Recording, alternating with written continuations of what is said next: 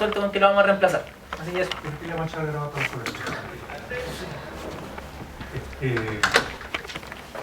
Lo primero es la excusa. La verdad es que por situaciones personales no es la primera conclusión que he tenido en este momento, porque las cosas un poco enfermas, entonces es bien complicado. Pero igual había preparado por lo menos las charlas. El único detalle es que me estuve en la facultad de Ciencias Sociales, ¿no? A la que me quedé al lado, sobre trabajo aquí en cosas que en la cosa va a quedar. Imagínense lo que me ha demorado. Lo lamento, yo excuso a los que no pudieron quedarse también, aunque ya me dio Nicolás. Por lo que entendí, ustedes están haciendo una panorámica que creo que es muy importante. No sé, Nicolás, si tú estás con centro de alumnos o con un grupo más bien autónomo, pero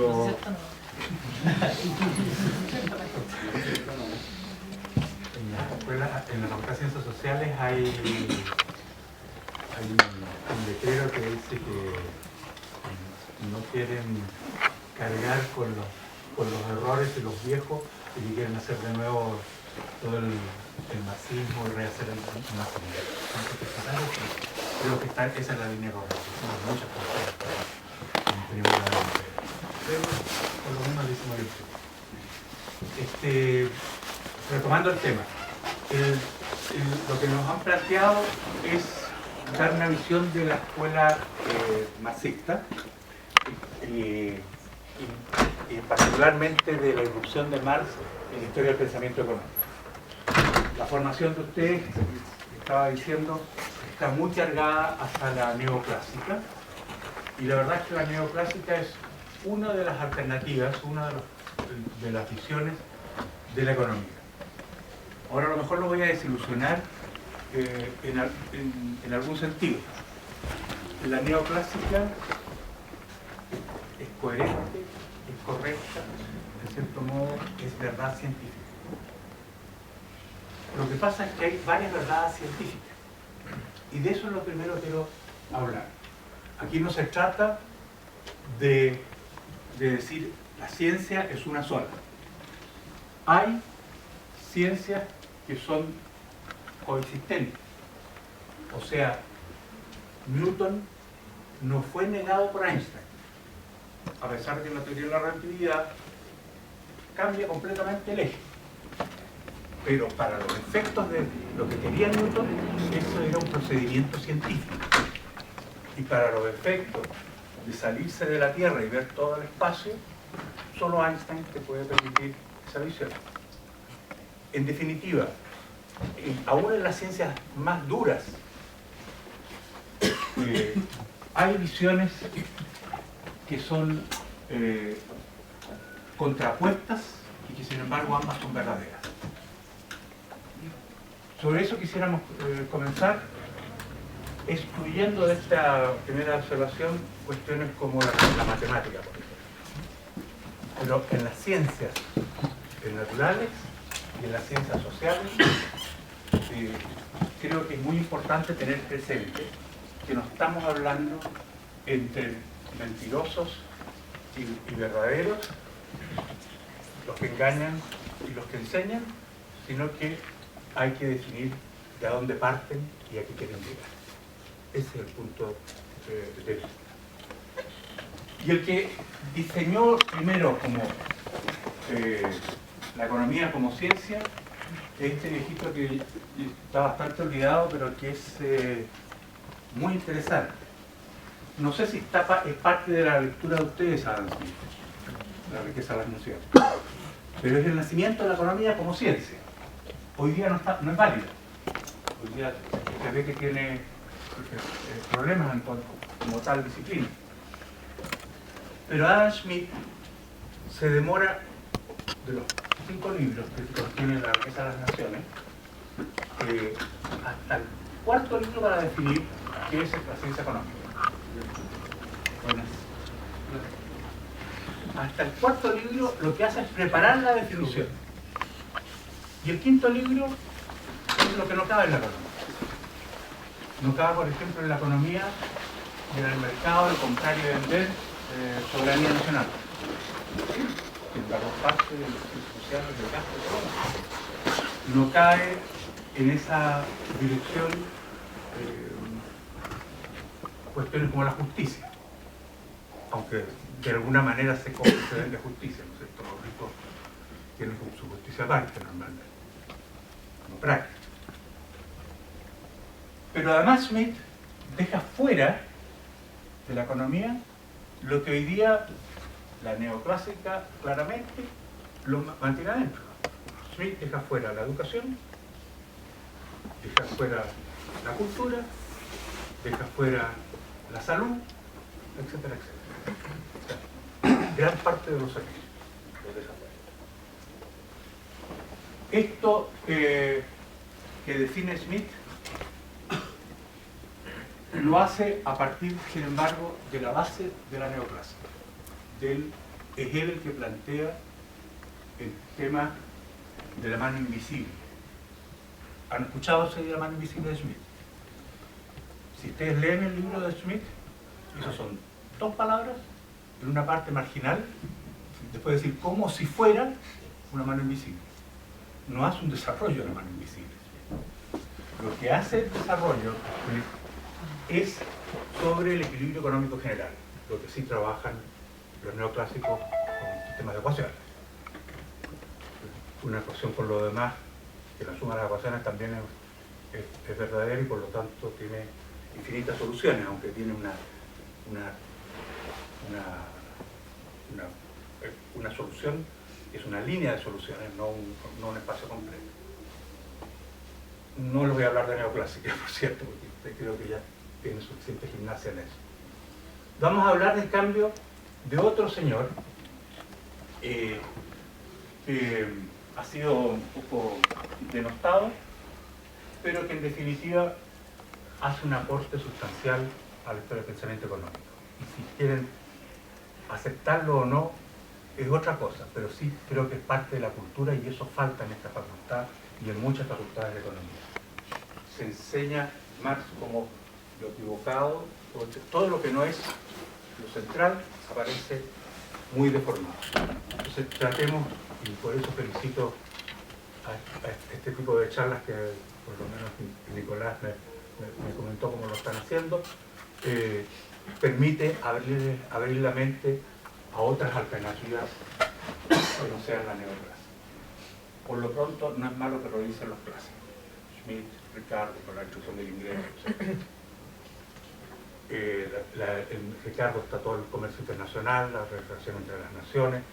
Hay mucho material que está afuera, que no está tampoco mal, están en los clásicos.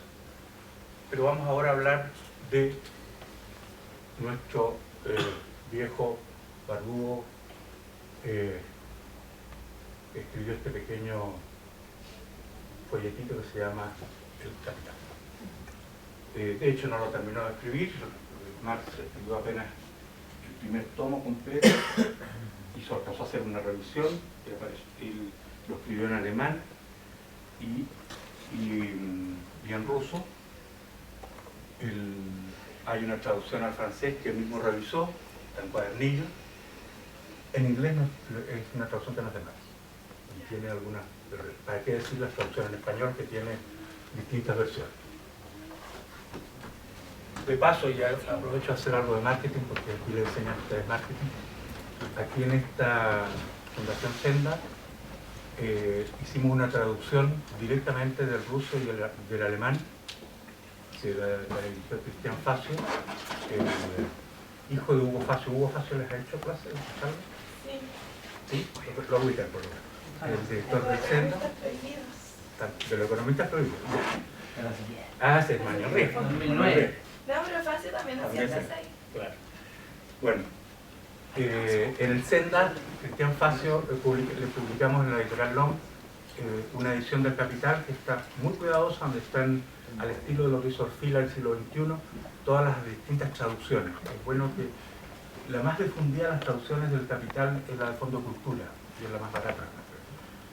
Pero le sugiero, al menos la del siglo XXI, y ojalá la que sacamos en Chile, porque es la última versión que ha recogido todas las polémicas de la quinta frase, que es complicado de repente. De más. ¿Con ese era un comercial?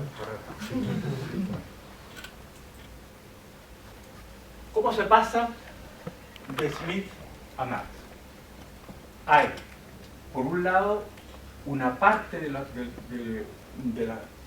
planteamientos básicos de cómo formula el método científico Smith para generar una disciplina científica que se llamó ciencia económica, la primera ciencia social por lo demás, y otra parte que Marx va a rechazar y en la cual va a destruir los elementos básicos. Concretamente, lo que hace Marx es tomar el objeto de estudio, o sea, Smith se propone analizar la sociedad y cómo tiene que organizarse la sociedad para aumentar la riqueza, que no es otra, no es un cofre lleno de oro, sino que la riqueza es la acumulación de bienes y servicios para la satisfacción de las necesidades del hombre. Eso está como objeto de estudio también en la economía de Marx, pero lo que incorpora Smith y que rechaza Marx es esta historia graficada en la mano invisible, la historia que los neoclásicos llaman el equilibrio económico general. Es decir, que en algo medio mágico se produce que si todos hacen su mejor esfuerzo, selecciona el mercado los óptimos y cada vez con eso se va produciendo mayor eficiencia. Más que los neoclásicos puros, yo diría con la ayuda de Schumpeter, porque no se explica el crecimiento cuando el sistema de ecuaciones tiene una solución, o una línea solo, una familia de soluciones. Pero no quiero pelear por los neoclásicos, vamos al máximo. ¿Qué hay en esta ruptura de Marx y a su vez unidad con Smith?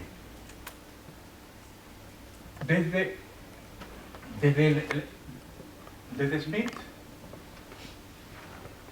Marx hoy día todavía es el mejor defensor del nacimiento de la economía.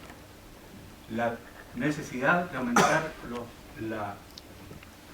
bienes y servicios disponibles para la humanidad y cada vez con mayor productividad y que hay cada vez con más acceso a toda la población. Pongan un poco de imaginación y proyéctenlo al infinito. Si la productividad, que es el propósito de la neoclásica de mejorarla, etcétera, etcétera, llega al infinito, ¿sí? Basta hacer así y aparece un robot y me sirve un café porque yo quería un café. O sea, productividad infinita. ¿Para qué sirven los capitalistas? O sea, es una contradicción en sí mismo lo que va a tomar Marx. O sea, la productividad, la ganancia, el capital, la propiedad, etcétera, vamos a sacarlo a un lado. Va a llegar un momento en que vamos a ser como el hombre primitivo, que va a estirar la mano para sacar una manzana, o se la va a pedir a la Eva que le saque la manzana, y se va a alimentar. Si nosotros llegamos a un extremo de productividad infinita, no necesitamos todo el parafernalia de la neoclasia, menos la propiedad ni las ganas. Vamos a disminuir el trabajo a cero, el contenido valor de las cosas va a ser cero, y por lo tanto el valor de uso no tiene, el valor del precio sobre el valor de cambio es cero. Pagamos cero por lo que solo usamos el valor de uso, la disponibilidad de beneficiarios. De esta hay, por lo tanto, en Marx hay continuidad, pero también hay ruptura, y reitero, esa ruptura está en los términos del circuito de 6, digamos, de la ley de 6, de cómo se requiere ahí una propiedad, un capitalista metido en el medio. Una ciencia es algo vivo y cambiante, con evolución y monotismo. Esto no es menor. Se da en todas las ciencias, en las ciencias naturales también. Pero sobre todo la ciencia social es evidente. La realidad social cambia de una manera mucho más rápida que lo que cambia la naturaleza. De modo que las ciencias sociales permanentemente están revolucionándose. Yo diría claramente que estamos viviendo otra revolución en este momento. Estamos huérfanos de una nueva ciencia económica, que es la destrucción del planeta. O sea, hoy día, y aquí están Mill, Marx, los neoclásicos completos, Marx, Balras, etc., Peter, Keynes, todo lo que vieron, están todos en la misma. Toda la ciencia económica hasta el siglo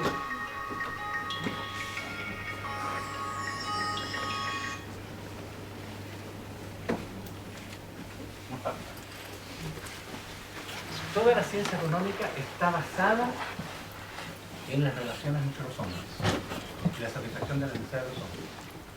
Y si con eso hacemos pedazos del planeta, entonces sí. Hoy día lo que está vigente, lo que hay que seguir revisando es la economía ecológica. Alguien que traiga economía ecológica. Gente que sea de la escuela de Dale, gente que esté viendo cómo es la relación objetiva entre el hombre y la naturaleza, y qué procesos se están dando y cómo la ecología tiene que ver con la economía, tal como conocemos, relación entre los hombres. Y ahí vamos a ver el transflujo, vamos a ver todo un tema de transformación de masa en energía. Ya no es precio, es masa energía el tema de la relación. Y cómo hacemos que eso no termine en una degradación que termina explotando el sistema. Felizmente, a mí de luego no me va a tocar, pero probablemente a los nietos de ustedes les pueda ser muy importante.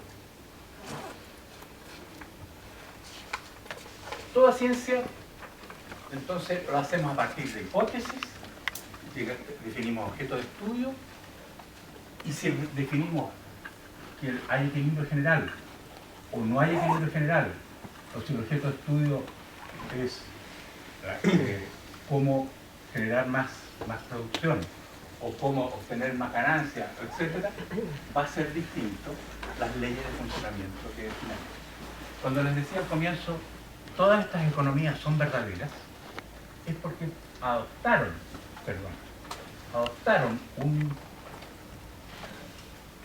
un objeto de estudio o adoptaron una hipótesis general distinta y que hicieron, sí, aplicaron el método hipotético deductivo desde esa hipótesis a los ensayos hasta sacar leyes generales de procesamiento.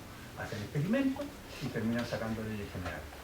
Pero todo partió, este proceso científico, el método científico, a partir de estas definiciones que son arbitrarias. La hipótesis es un axioma, es una verdad evidente por sí misma. Pero lo que tú crees, si tú crees en Dios, y yo no creo en Dios, ¿quién tiene la razón?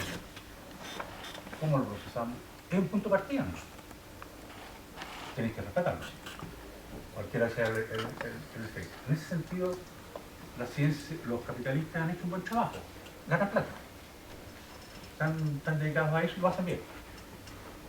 Ahora, los que no quieren irse por ese lado, sino que tienen otros propósitos, otros objetos pueden partir de otros lados y van a tener otro tipo de ciencia.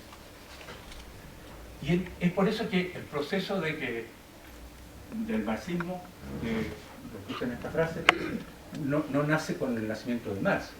Si Marx no era marxista cuando nació. Hay todo un proceso de Marx, en función del tiempo, creo que no vale la pena más que mencionarlo. Él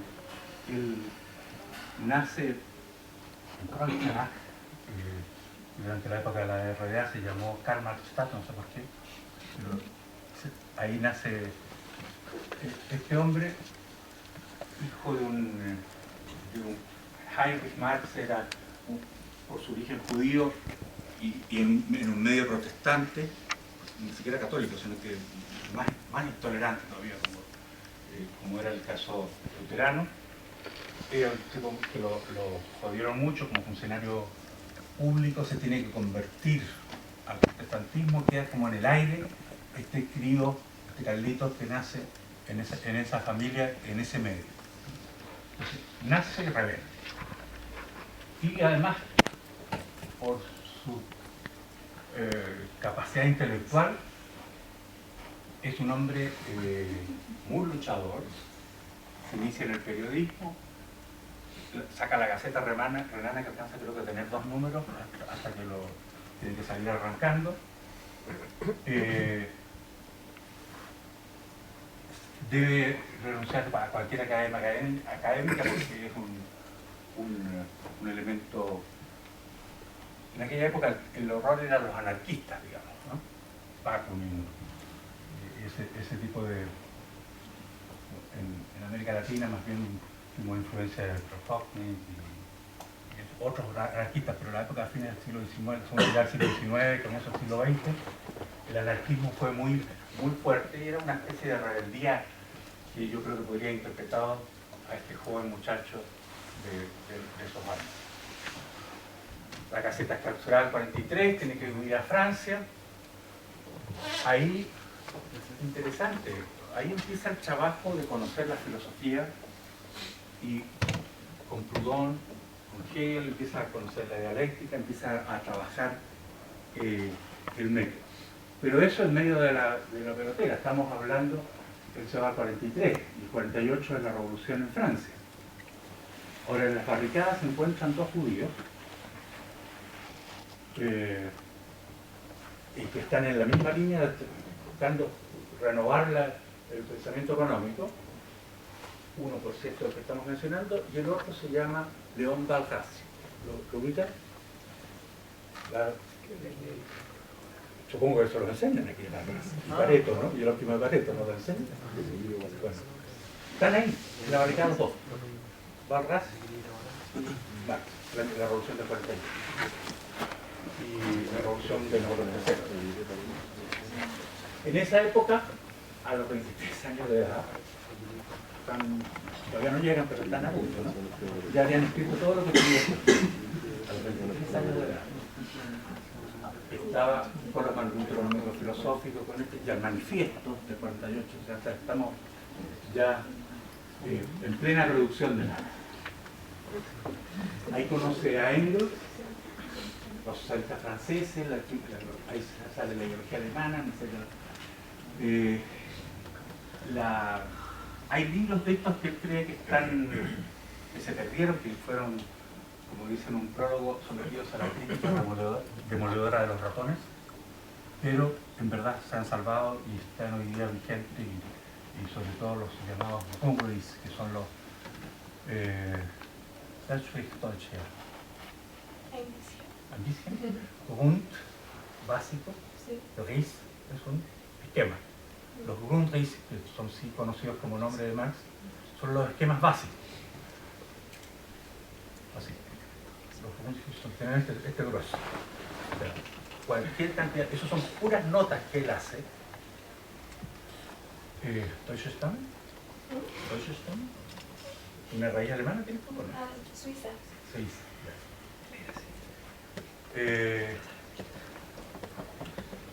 Sin embargo, todavía incluso en el manifiesto comunista todavía no está formulada toda la teoría. Si uno toma autores como Althusser, él habla de ruptura epistemológica. Yo creo que es un error, pero grafica que efectivamente tiene cambios. A mi entender no son rupturas, sino que justamente el trabajo de ir descubriendo. Que claro, se van incorporando cosas nuevas que van alejándose como no sé, ¿cómo te llamas?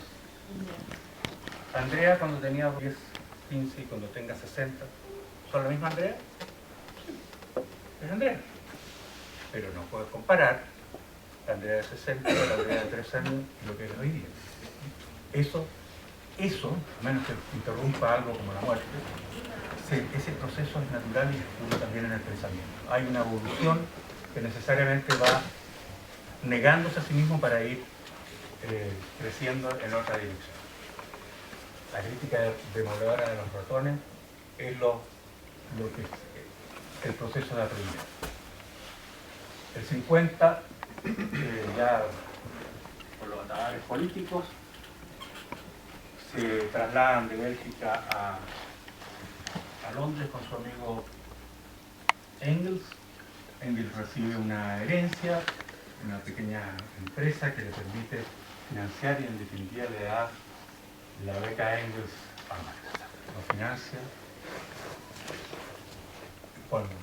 modestamente, pero le permite comer, qué sé yo, y que trabaje, que haga, que escriba. Gracias a Federico Engels, de hecho, tenemos la posibilidad de leer lo que pensaba Marx. Ya en los Bumbis empieza, bueno, esta página, los distintos esquemas que hizo el Capital, uno puede ir cómo iba diseñando su obra magistral.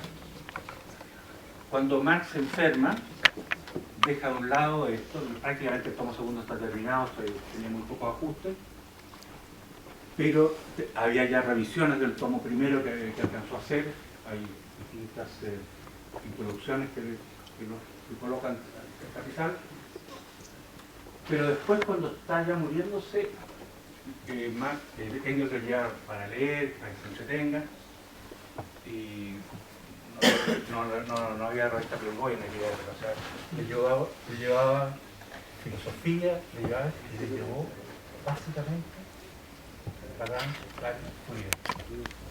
Esos son los textos que leyó mientras estábamos viendo. O sea, en matemática diferencial integral. Aprendió, porque todo el Capital no pasa de la suma, la resta y las proporciones, como mucho. Si ustedes ven la matemática del Capital, Marx fue consciente de eso y se dedicó a estudiar matemáticas precisamente. Era un genio, era un personaje, debe haber sido muy hosco, debe haber sido muy intolerante, además, me lo imagino yo. Vale. ¿Se considera como una falencia el hecho de que no incluya como matemática avanzada dentro del análisis marxista? Probablemente en la Facultad de Economía sí, ante la Chile. Pero no, lo importante son las ideas, no el método. A su juicio, por ejemplo, si Marx hubiera seguido vivo con todo este conocimiento nos habríamos ahorrado bastante. Nos habría hecho un gran favor de haber avanzado lo que costó mucho después de avanzar. Porque además, la primera mitad del siglo XX, yo diría que gran parte fue oscurecida por el stalinismo. O sea, tiene un avance muy fuerte al comienzo. Vamos a ver algo al final como panorama. Pero creo que si Marx hubiera avanzado, hubiera previsto mejor el monopolio y no solo la competencia, nos habría ahorrado mucho tiempo. Costó mucho desarrollar el marxismo y sigue costando. Retomando el tema,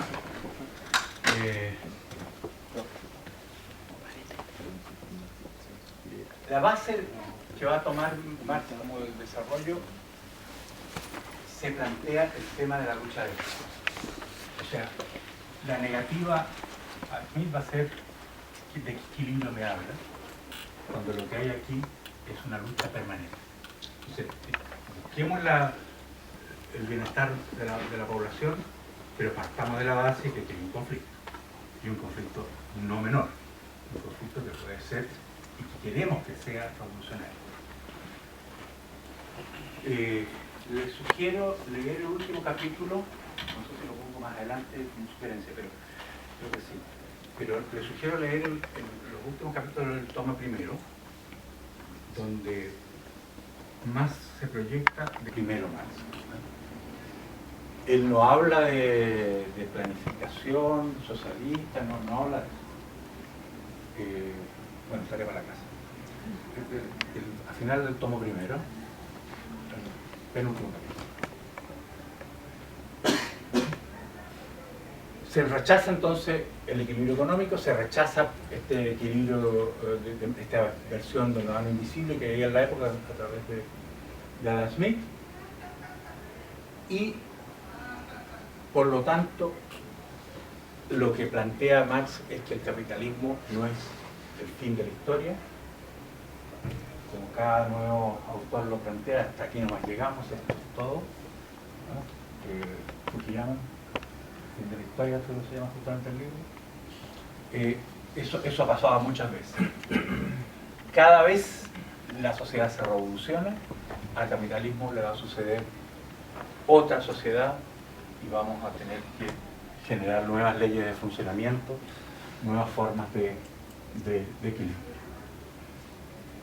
Marx hay entonces continuidad en cuanto al objeto de estudio. O sea, el objeto de estudio son las relaciones, lo reformula en cuanto a sus términos, pero el objeto de estudio para él son las relaciones sociales de producción, el cambio en lo social, o sea, de las mercancías, como lo definieron los clásicos. Lo que sí,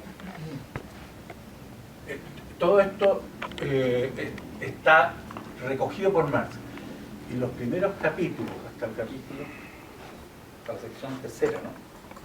Es del tomo primero. Si es la segunda, me corrige, pero son los primeros capítulos los que él entrega un resumen de lo que recoge de Smith y Ricardo, de la economía clásica en general.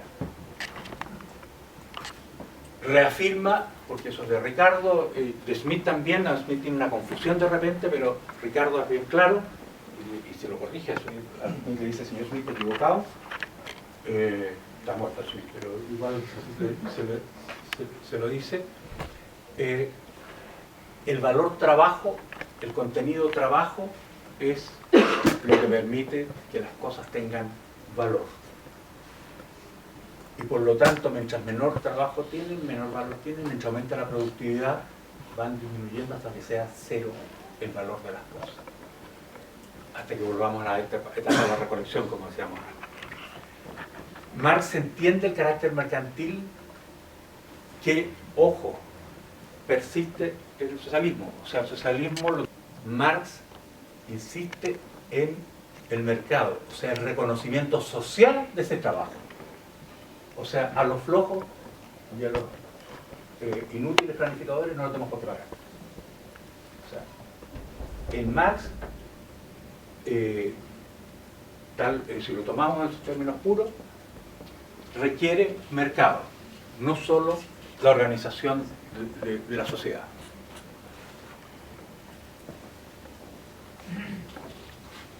Superado el feudalismo, entonces, Marx sería el legítimo heredero de Smith y de la economía política. O sea, los textos incluso de Marx y se llaman, Marx se llama economía política, ¿no es cierto? Los tres tomos de... Por favor, limpio el filtro. ¿Qué hacemos? No sigo. La vez pasada hace lo mismo y no sé qué, no. Ya. Bueno. El capital. Ahora viene la parte de ruptura. Recoge Smith todo lo que tiene valor, recoge Smith el objeto de estudio, recoge de los clásicos, es en cierto sentido un clásico, pero que genera una ruptura en cuanto a la cambio de la hipótesis. Aquí hay un conflicto, no hay equilibrio económico general. La lucha de clases en vez del equilibrio. No cuestiona el valor, pero agrega la teoría de la plusvalía. Esa es la gran diferencia con los clásicos.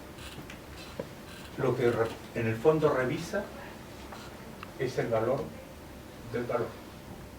O sea, ¿cuánto vale el trabajo? Las horas hombres también son un producto. ¿Y qué producto? Un producto biológico. El que puedas comer, puedas educarte, puedas tener una casa, puedas tener una familia, puedas educar a tus hijos.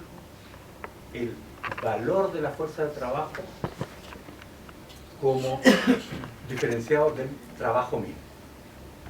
El contenido de la producción es una suma de trabajos, pero ese trabajo que se ingresa es una suma de trabajadores que están activos, que produjeron las máquinas, que produjeron las materias primas, que produjeron el producto, y en definitiva, si uno va hasta el fondo, lo único que llegan es a transformación de la naturaleza para que ese hombre esté activo y produzca las materias primas, etcétera, etcétera. Todo lo podemos reducir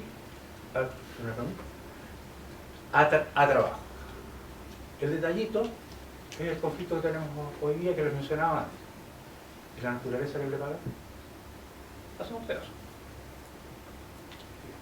No tiene sentido, no es, o sea, a mí siempre me ha hecho mucho sentido algo que dicen los austriacos, cuando von Bauer critica a Marx, dice que en el fondo la teoría del valor del trabajo es circular, porque como usted señala, pregunta cuál es el valor de las mercancías, la cantidad socialmente incorporada en ellas, pues, pero cuál es el valor del trabajo, la suma de las mercancías necesarias para mantener al trabajador, pues, y el valor de esa mercancía necesaria para mantener al trabajador, el valor del trabajo. Entonces, ¿cómo se resuelve ese problema de circularidad? No es circularidad, pues, se va acumulando, es acumulación. O sea, si tú comes un pan, a ti te pagan un salario. Tu salario lo usas en, suponiendo que eres trabajador, incorporas al producto que estás produciendo unas tantas horas. Pero para poder trabajar esas horas, tú tuviste que tener fuerza, tuviste que movilizarte, etcétera, etcétera. Es más, cuando tú trabajabas había una máquina que tú apretabas los botones o manipulabas, etcétera, que también fue producida. O sea, todo eso que está en el taller donde tú trabajas son sumas de horas de trabajo para tener ahí un hombre funcionando y una máquina y materias primas que procesar. Más abajo viene la fábrica que produjo esa materia prima. Sucede lo mismo, lo puedo producir todo a horas. Finalmente, todos los productos hasta su cadena final es una suma de trabajos. Ese es el valor de ese producto. Pero el valor del hombre no son las 8 horas. Entonces, a ti no te pagan 8 horas.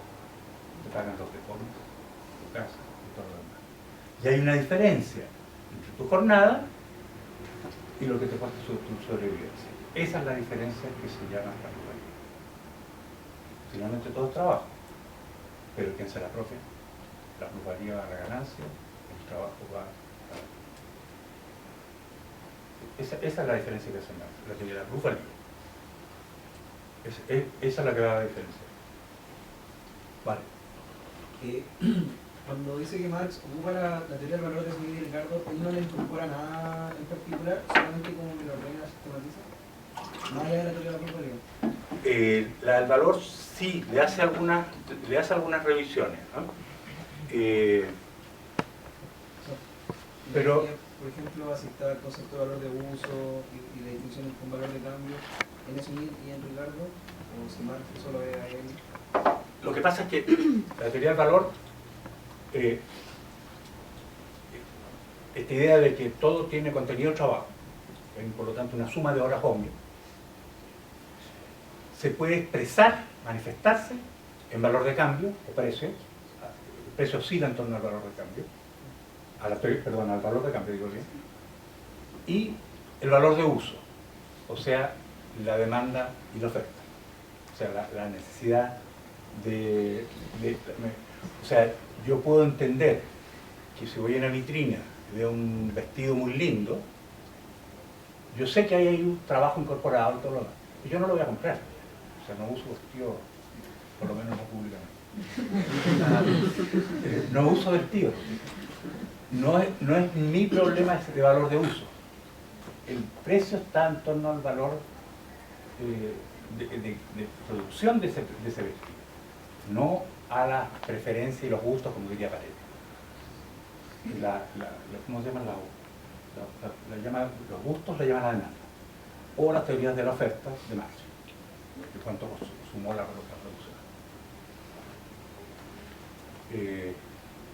Ahí es la genialidad de Schumpeter, de la escuela austríaca, cómo lograron zafar del inmovilismo de la teoría neoclásica, porque si no hay crecimiento, no hay mejoría. Entonces, lo que hace Schumpeter es decirle que si esto está fuera de la economía, no. Es un genio que inventó algo que aumentó la productividad.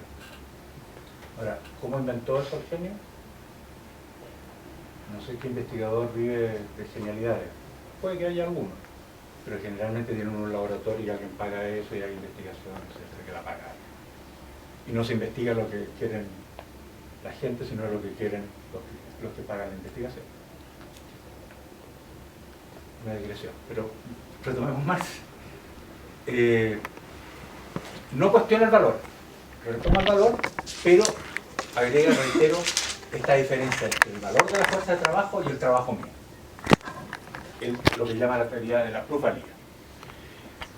El tomo 2 y 3, el tomo 2 no es menor.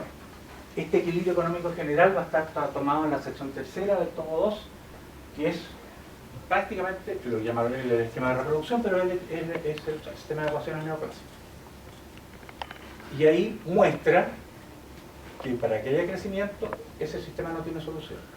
Y para que aumente, se empiezan a producir esta diferencia, y ese es el concepto de la reproducción ampliada. El esquema de reproducción simple es el equilibrio neoclásico, y lo que él propone es el esquema de reproducción ampliada. La crítica más formal, digamos, más matemática de la neoclásica está en la sección tercera del tomo 2, para lo cual prepara todo lo que son el fraccionamiento de la plusvalía. Porque esto de que la ganancia, el trabajo y el valor de la fuerza de trabajo genera una plusvalía, no es lo mismo si esto sucede en la producción, en el comercio, en la banca, en el circuito que recorre el capital para volver a producir. La teoría de las crisis, cómo entender las crisis, está en el tomo 2. Cómo se rompe ese circuito tan maravilloso. Las crisis, Schumpeter, que ustedes conocen, tiene la idea de las crisis, acuérdense. Justamente por el aumento de la productividad, y esos son ciclos de 11 años, los ciclos schumpeterianos, donde se incorporan las invenciones, etc. El ciclo de 11 años schumpeteriano. La idea de la crisis de Marx es bastante más amplia. Son crisis del orden de los 20, 30 años, en que se generan ciclos grandes, los ciclos que contrataría para llamar los ciclos largos de la economía. Contrataría es un matemático, ¿no? Lo descubrió por matemática. Un matemático que era el Instituto de Economía de la Unión Soviética, pero tenía formación marxista. La ruptura, yo le llamo esto la letanía del capital. O sea, hay una parte donde termina la exposición de la neoclásica en los primeros capítulos, que creo que está al final del capítulo 4, pero puedo estar equivocado porque ya pasados los 60 empieza el deterioro de la memoria. Creo que están los lóbulos de acá. Pero empieza ese deterioro. El Marx presenta el libro. ¿Quién ha leído El Capital? Es entretenido, o sea, tiene juego, o sea, uno se ríe finalmente, uno piensa que es un texto muy aburrido, pero claro, cuando salen todos esos informes de los inspectores sociales, etcétera, que muestran la miseria de los trabajadores, uno lo abruma, pero hace su juego bien interesante. Y yo quiero tomar esto que yo llamé la letanía capital, donde para introducir el tema de la plusvalía, Marx dice que el capitalista no tiene derecho a la ganancia, no es propietario de la ganancia, no tiene por qué, y hay un límite. Entonces el capitalista se defiende y va, cuando está siendo atacado, va donde el juez. Y hay todo un diálogo de los argumentos que hace la economía clásica, en el fondo, al juez, al supuesto juez porque si hay leyes económicas hay que tener un juez que maneje esas leyes, ¿no es cierto? Entonces el capitalista va al juez a preguntarle por qué él no puede tener ganancia. Y hay toda una argumentación que hace el capitalista de todo tipo de alternativas, se lo recomiendo leer, pero le dan vueltas por aquí y por allá, y finalmente no hay manera de explicar la autoridad, la propiedad del capitalista por el hecho de poner los medios de producción respecto a la ganancia.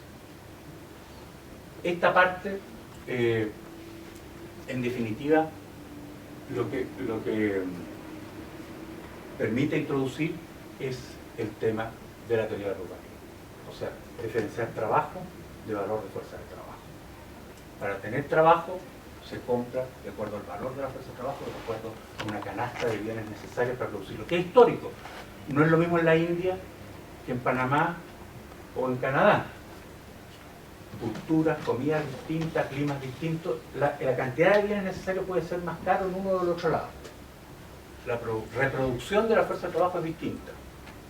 Depende también de, no solo de clima y cultura, también depende del producto total, o sea, cuán felices pueden vivir toda la sociedad. Pero en definitiva hay una diferencia entre lo que se paga como salario y lo que se recibe como precio y que se llama el plus valor. La diferencia entre ese plus valor y el valor es lo que se llama el valor agregado, la tasa de explotación, para exactamente, P partido por B. Una manera de verlo en las cuentas nacionales es esto, suponiendo que el PIB, todos los impuestos quedan por parte de la ganancia. Si nosotros tomamos el PIB y la masa de remuneraciones partido por las remuneraciones, tenemos un porcentaje. ¿Qué imagen tienen ustedes que da eso? El PIB, el Producto Interno Bruto, menos la masa de los salarios, partido por las masas salariales. ¿Cuánto creen ustedes que da? Es bueno. Apuesten. 40, aquí hay 40, ¿qué más da más? Tengo solo 40. ¿No? Efectivamente da 37, 38. Pero tú lo sabías, ¿no? No me acordaba algo, pero... Ya. En la época de Allende llegó a sobre 60. Eso fue el desastre económico de Allende. La masa de las remuneraciones sobre el Producto Interno es sobre el 60. Por lo mismo que la ganancia disminuía. Pero era tal la masa, tal el incremento de los rentas que hubo demanda y que hubo un momento desde el año 71 el crecimiento del Producto Interno Bruto fue brutal. Comparando entonces el esquema de Say y de Marx, el de Keynes tiene todas las propensiones y qué sé yo, los gustos están mucho más elaborados de los años 30 del siglo XX. Pero comparando la versión original, que es la ley de Say, lo que hay que hacer es que Say se fija solo en cómo se llega al mercado, pero lo que sucede en la fábrica, o sea, el origen de la globalidad, no lo investiga. Entonces Marx dice, no está ahí el problema, está acá. Efectivamente en el mercado se cambian en iguales, pero donde no se paga, no se intercambian iguales es cuando yo te pago el salario, que está el valor de fuerza de trabajo, y el otro es trabajo puro, oro.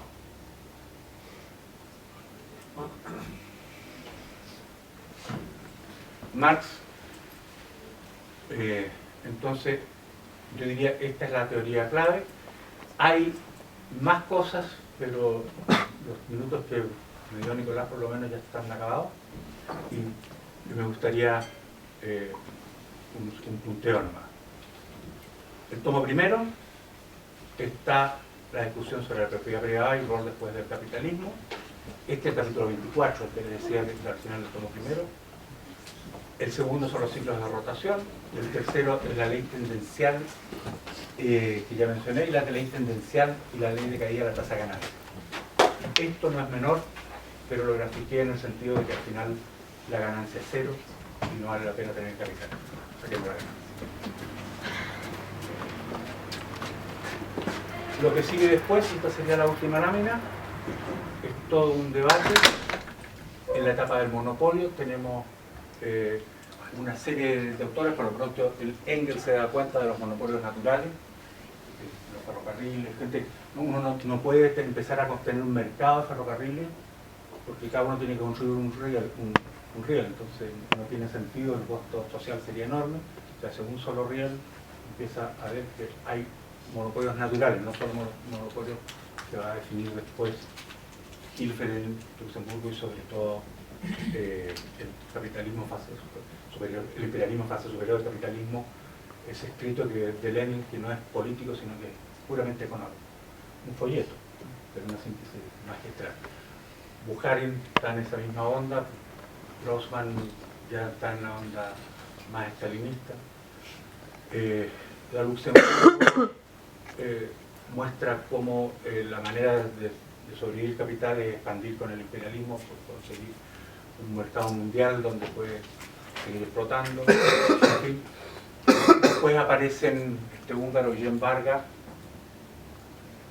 que se hacen marxistas, tiene un montón de textos, pero bajo el stalinismo. Cuando muere Stalin, se salvó la puta Varga, pero había dicho un montón de cosas, pero cuando muere Stalin, rehace un prólogo para todos sus libros, y dice, donde dice tal cosa, yo quise esto, decir esto. Si uno lo relee, efectivamente lo dijo, pero no pasó por la censura, lo hizo bien. Lamentablemente murió 2 años después que Stalin, así que no pasó. Esto, por así decirlo, son los economistas más marxistas de la Unión Soviética: Peter Klein, Inocentes, ruso, Paul Boccarat, de los franceses, Peter Klein de la RDA, de la Antigua República Democrática, los manuales de la Unión Soviética, etc. Codifican esto, creo que no son muy buenos. El interesante aquí, si yo le digo Georgievich o otros yugoslavos no lo van a conocer, pero Tito lo conoce. Tito tenía un esquema económico de la autogestión, probablemente, que ¿cómo se llama?, generó otra visión en que los trabajadores se hacían cargo de la producción y decidían sobre sus propios salarios, etc. Daba otra charla, estuvo boring, o sea, yo estuve metido en esta historia mucho tiempo y aprendí en serio, me fui a vivir a Yugoslavia para conocer ese tipo de cosas. Es una cosa súper interesante, pero que terminó en el tercer mundo. Tito después con Fidel, la Elvira, etc., formaron el tercer mundo, se separaron de capitalistas y soviéticos, de Estados Unidos y de la Unión Soviética. Hay una economía ahí interesante de revisar. Algo parecido pasa con los cubanos, Che Guevara y la discusión con Carlos Rafael Rodríguez. Desde el punto de vista más intelectual, Mandel, trotskista, digamos, y Charles Bettenheimer, más ortodoxo, comunista francés. Ese es un debate súper interesante de la vertiente keynesiana, que de hecho en Cambridge están junto a Michał Kalecki y Oskar Lange. Aquí no hay ortografía de ponerle la L polaca, que tiene un palito ahí, Michał se dice. Pero en definitiva, hay muchos que dicen que Kalecki es el verdadero autor del keynesianismo. O sea, la teoría de la demanda efectiva es de Kalecki más que del inglés, de Cambridge. Pero para los efectos prácticos, fue la escuela de Cambridge la que reunió a esta gente, y estos, cuando surge la Segunda Guerra Mundial, se van a Polonia y generan toda una visión de cambio también en la economía socialista. Esto es la etapa entonces de la entrada del Estado en la economía. De aquí tenemos otra manga de autores más contemporáneos en la etapa que estamos viendo de la transnacionalización, de la globalización. Yo prefiero llamarla el dominio de las transnacionales, por eso le puse más que globalización, transnacionalización. Vertientes latinoamericanas no menores, o sea, cómo reincorporamos a los pueblos originarios en este tema. De la vertiente marxista keynesiana, Baran y Suisi fueron los más conocidos en los 60, en los 70. Hoy día les sugiero particularmente Joseph Stiglitz, George Soros, ese tipo de gente. De la parte más ortodoxa, por decirlo más, al marxismo, citando más al marxismo, este es de la antigua RDA, este fue el quiebre del economista de Gorbachev, se estaba cayendo la Unión Soviética. Y aquí Julio Carranza es cubano, Deng Xiaoping es la visión del comunismo chino, con mercado, ¿no? Son las cosas que fundamentalmente lo que creo más viable en Chile es esta vertiente, la regulación.